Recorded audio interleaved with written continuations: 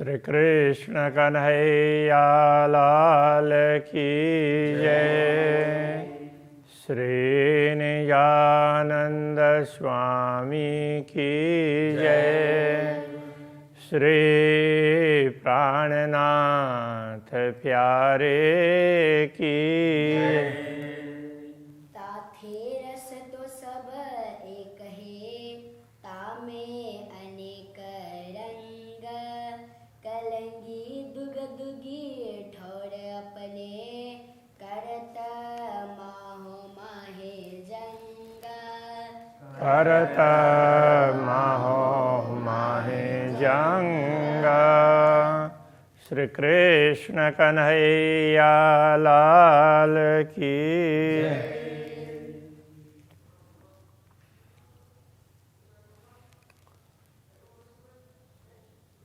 पूर्ण ब्रह्म परमात्मा श्री राज्य के स्वरूप का ही वर्णन निरंतर चल रहा है। तो उसमें कभी बीच बीच में ब्रह्मात्माओं की बात आती है, कभी श्री राज्य के स्वरूप में उनके वस्त्र आभूषण उनकी बात आती है, किंतु सभी का मुख्य उद्देश्य तो ब्रह्मात्मा ही पूर्ण ब्रह्म परमात्मा के स्वरूप का वर्णन कर सकती है। यद्यपि उनके विषय में दुनिया में कोई इतनी चर्चा नहीं हुई है और अभी तक परमात्मा के स्वरूप का क्यों वर्णन नहीं हुआ उसके संदर्भ में यहाँ समझा रहे हैं। मोमिन असल सूरत अरस में ब्रह्मात्माओं का असली स्वरूप है वो परमधाम में ही है। अबलव न जाहिर कित, तो अभी तक पूर्ण ब्रह्म परमात्मा का स्वरूप इस दुनिया में जाहिर नहीं हुआ पूर्ण रूप से कहीं भी। उसका कारण क्या है? खोज खोज कई बुजरक गए, खोज खोज करके अनेक लोग चले गए हैं। सो अरस रूहें ल्याही इत, परमधाम की आत्मा ही ये लेकर के आई है। तो परमधाम की आत्मा भी ये अवलव न जाहिर कित, इसका अर्थ ये भी उसमें कर सकते हैं। परमधाम की आत्माएं, ब्रह्मा आत्माएं परमधाम में ही हैं, उनका मूल स्वरूप परमधाम में अभी तक दुनिया में वो प्रकट नहीं हुई थी।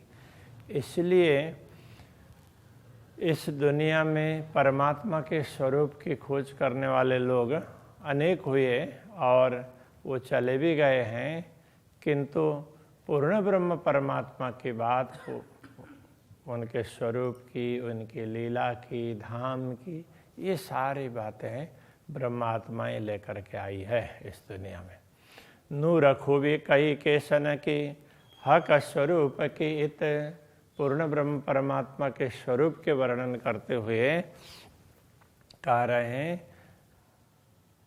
श्री राज्य के कुंतल केश से निकलने वाले प्रकाश में कितनी विशेषता है इसकी बात करेंगे। तो हाय हाय मेरा अंग मुर्दा ना हुआ, कहते बक्का निष्वत। तो परमधाम में अक्षरातीत धामधनी के अंग स्वरूप ही है ब्रह्मात्माएं और हमारा मूल परमधाम में ही है। और ऐसे हमारे अंगी पूर्ण ब्रह्म परमात्मा के स्वरूप का वर्णन करते हुए तो ये नश्वर तन है, इसमें से प्राण चेतना क्यों निकल नहीं रही है और ये मुर्दा क्यों नहीं हो रहा है? तो वो तो वर्णन ही नहीं हो सकता है अक्षरातीत का, तो फिर भी वर्णन करना पड़ रहा है। ये एक विरह की बात है, तो ये शैली विरहात्मक होती है। तो उसमें जो लोग बाह्य दृष्टि से देखेंगे वो बोलेंगे कि एक तरफ तो बोलते हैं कि ये बोला नहीं जाता है और दूसरे तरफ बताते भी जा रहे हैं। तो तर्क वितर्क करना हो तो कहीं भी कर सकते हैं, किंतु कहना ये चाह रहे हैं कि ये इस शरीर के बलबूते की बात नहीं है, क्योंकि इस शरीर के माध्यम से बताने का प्रयत्न तो अनेक लोगों ने किया है। अभी जो हो रहा है पूर्ण ब्रह्म परमात्मा का आदेश ये काम कर रहा है, तो इस नश्वर शरीर के द्वारा भी इसी आदेश ने ये सब कहलाया है। और ये आदेश ब्रह्मात्माओं के ऊपर आया है और ब्रह्मात्माओं के द्वारा ये सब हो रहा है। ये बात समझाना चाह रहे हैं। इस रहस्य को समझेंगे तो ये सारी चौपाइयों में जो बार बार विरह की बात कर रहे हैं तो वो सब समझ में आ जाएगी। नख शिखलों वर्णन किया और गाया लड़ाए लड़ाए। नख से शिखा पर्यंत पूर्ण स्वरूप का वर्णन किया और बार बार लड़ा लड़ा करके का तात्पर्य तो एक बार नहीं, दो बार नहीं, तीन बार नहीं, तो कई ये सारे मिला करके तो विचार करेंगे ना, तो सागर और श्रृंगार ग्रंथ में 7 बार वर्णन किया है। तो इसलिए वो कहते हैं जेति परिक्रमा निज धाम की 7 स्वरूप श्रीराज। तो अब वहाँ लोगों ने उसका अर्थ दूसरे प्रकार से कर दिया। सो सारे परनामिने वास्ते मोमिन के काज। तो ऐसा ये चौपाई। अब ये क्या किस प्रसंग में है कि ब्रह्मवाणी का अवतरण किस प्रकार हो रहा है उसकी बात कर रहे हैं। तो जेति परिक्रमा निज धाम की, जैसे रास यहाँ उतरा, प्रकाश यहाँ उतरा, कलश यहाँ षट्ऋतु कलश, इस तरह से सनंद यहाँ उतरा, ये यहाँ उतरा। तो पन्ना में क्या क्या किन किन ग्रंथों का अवतरण हुआ? तो परमधाम की परिक्रमा, जेति परिक्रमा निज धाम की 7 स्वरूप श्रीराज कहने से ये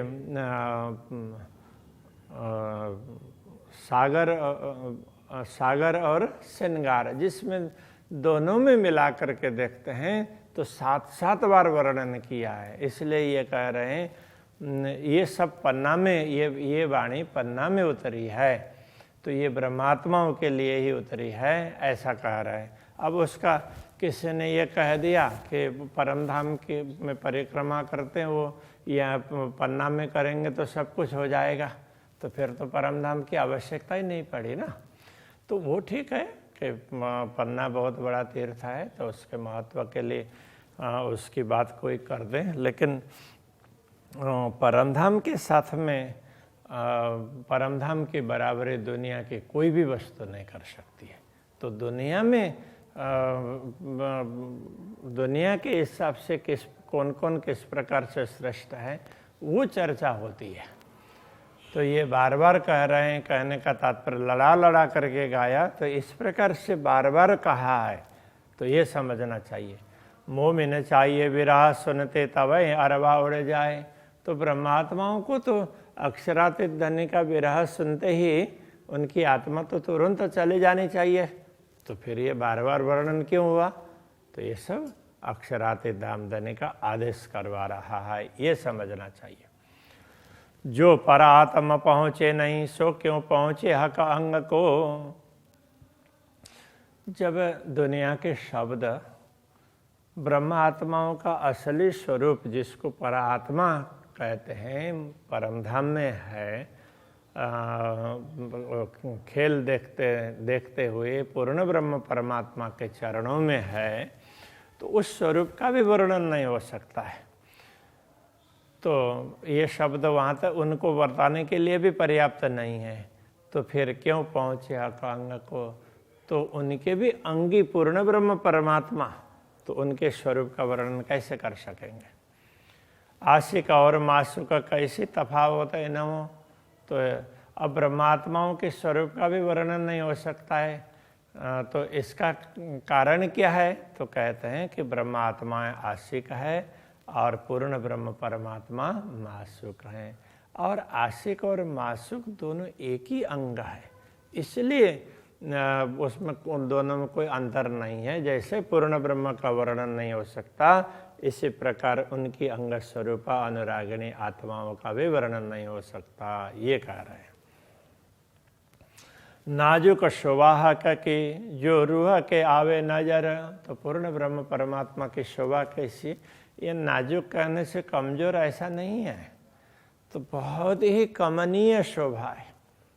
इतनी कोमल, इतनी कमनीय ऐसी शोभा है कि यदि वो आत्मा की दृष्टि में आ जाए तो तब अबही तो को अरस्य की हो जाए फजर। हे ब्रह्मात्मा, यदि तुम्हारी दृष्टि में पूर्ण ब्रह्म परमात्मा का स्वरूप एक बार भी आ जाए तो अभी तुम्हारी दृष्टि है ना, और तुम्हारी दृष्टि ना अभी परम धाम में पहुंच जाएगी, और अब तुम्हारे लिए तो अभी जागृति हो जाएगी, मतलब तुम परम धाम में अभी के भी जागृत हो सकते हो।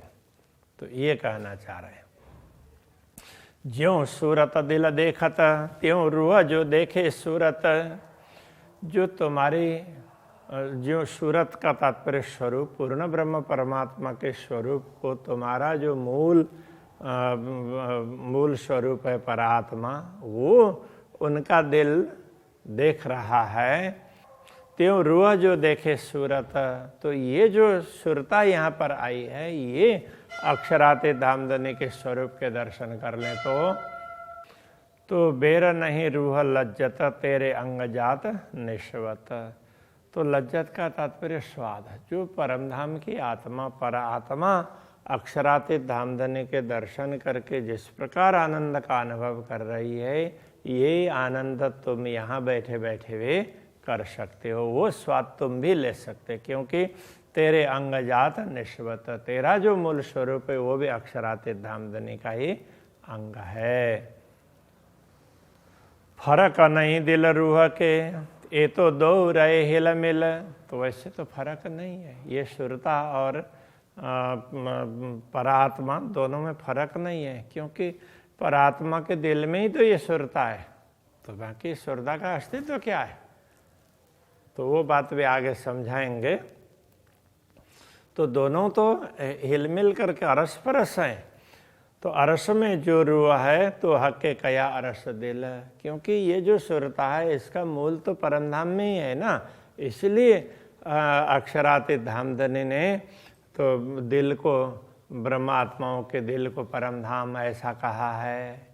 तो ये क्या है कि ये बड़े ही मर्म की बात है, तो बहुत गहराई से समझेंगे तो इन बातों में लगेगा कि हाँ ये कहना चाह रहे हैं। बाकी ऊपरा ऊपरी अब शब्द तो बड़े साधारण से लगते हैं, तो उसको ऊपरा ऊपरी देखते हैं तो पता नहीं क्या कह रहे हैं, ऐसा लगने लगेगा।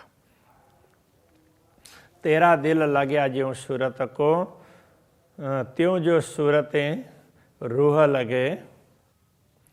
तो तेरा दिल मतलब तुम्हारा जो असली स्वरूप परमधाम में है, तो उनका दिल तो अक्षरातीत धामधनी के स्वरूप का दर्शन नित्य करता ही है, तो दिल में बैठाता ही है अक्षरातीत धामधनी के स्वरूप को।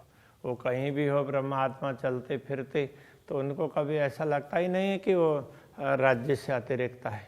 तो विश्राम भी करती है तो श्री राज्य के स्वरूप को हृदय में धारण करके विश्राम करती है, तो कभी अक्षरातीत धामधनी को अपने दिल से अलग समझती नहीं है। तो जब परमधाम की लीला में वर्णन आता है श्री राज्य और श्यामा जी तीसरी भौम में तो विश्राम करते हैं, तो ब्रह्मात्माएं अलग अलग स्थानों में परमधाम में जा कर के भिन्न भिन्न स्थानों में विचरण करती है, अलग अलग कार्य करती है, लीला करती है। तो उस समय क्या वो अकेले ही अनुभव करती है? कैसा नहीं होता। तो उस समय उनको लगता है कि श्री राज्य उनके साथ में ही जा रहे हैं, श्री राज्य के साथ में ही जाती है, वो अलग नहीं जाती। एक तरफ श्री राज्य विश्राम भी कर रहे हैं और दूसरी तरफ ब्रह्मात्माओं को लेकर के जा भी रहे हैं। तो ये परमधाम की बात है, ये दुनिया में इन रहस्यों को समझा नहीं जा सकता।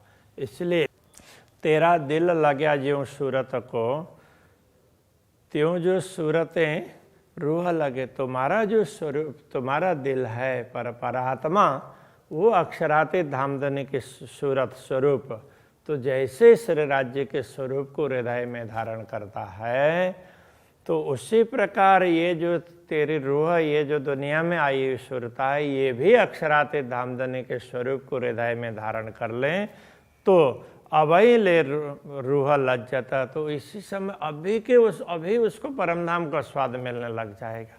एक पलक में जगे, उसको जागृत होने में तो एक ही पलक लग जाएगा, उससे ज़्यादा समय लगे नहीं जाएगा।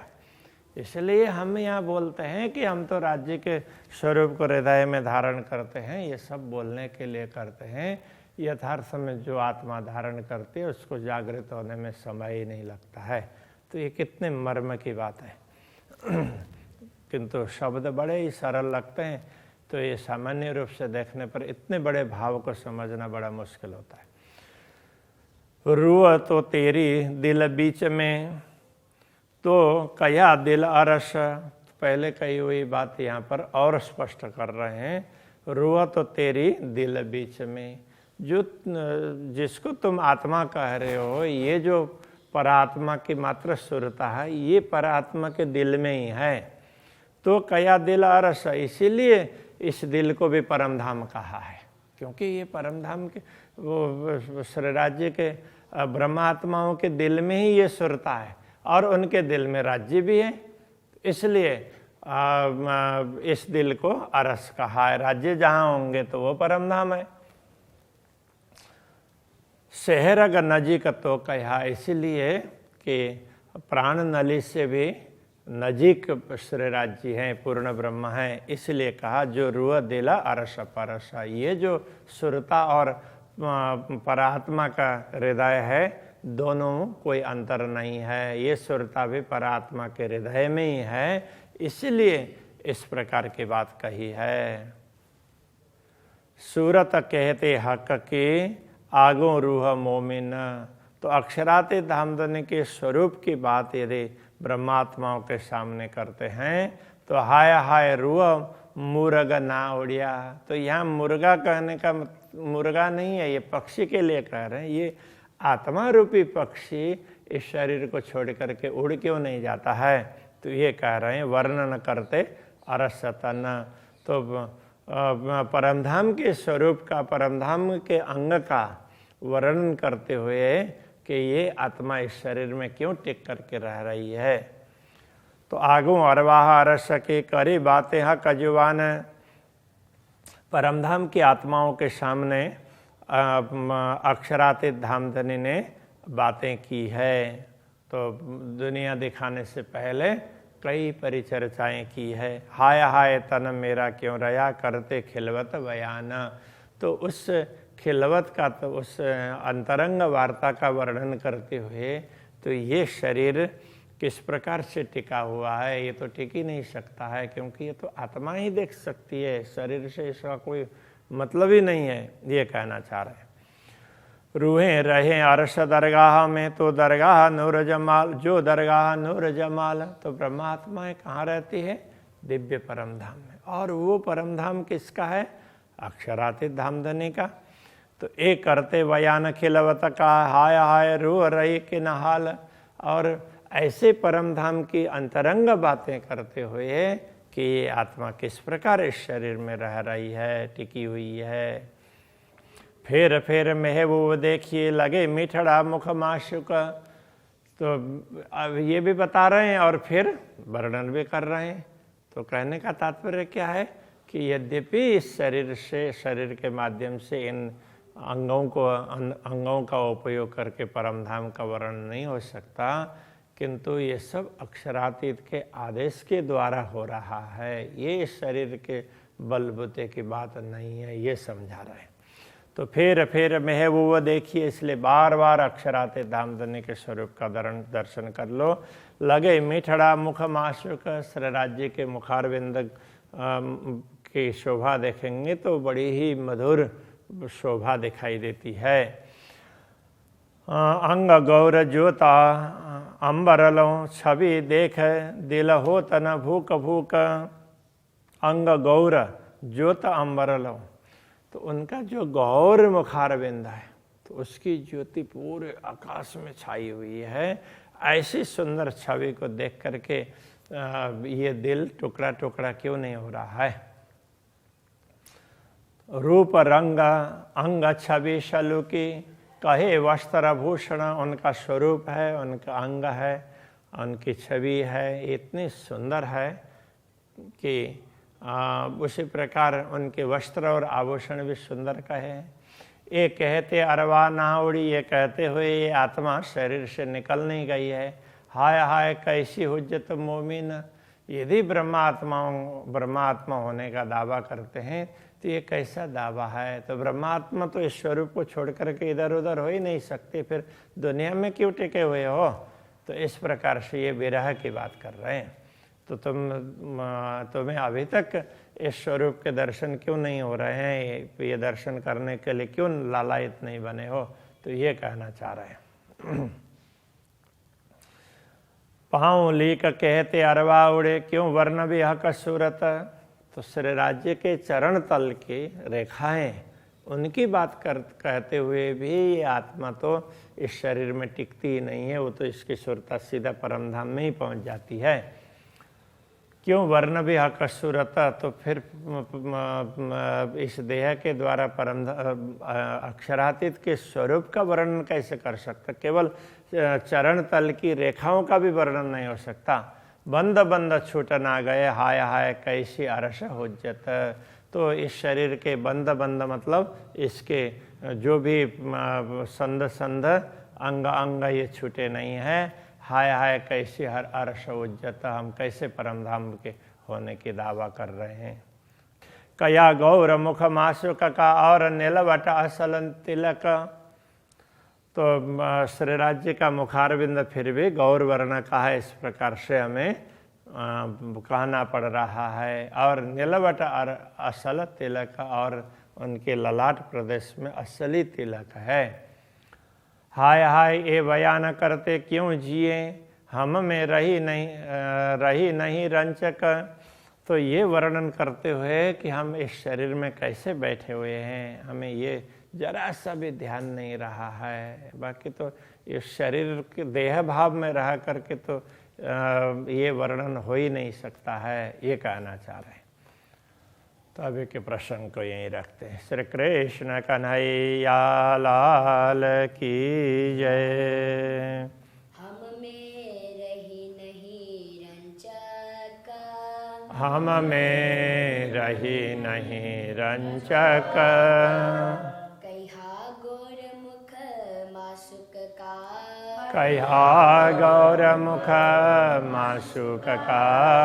और नीलवट असल तिलक, और नीलवट असल तिलक। हाय हाय बयान करते क्यों जिए, हाय हाय बयान करते क्यों जिए। हम में रही नहीं रंचक, हम में रही नहीं रंचक। हम में रही नहीं रंचक, हम में रही नहीं रंचक। कृष्ण कन्हैया लाल की जय, श्री निजानंद स्वामी की जय, श्री प्राणनाथ प्यारे की जय, श्री पाँच नौतनपुरी धाम की जय, जगत गुरु आचार्य श्री 108 कृष्णवेणी जी महाराज की जय।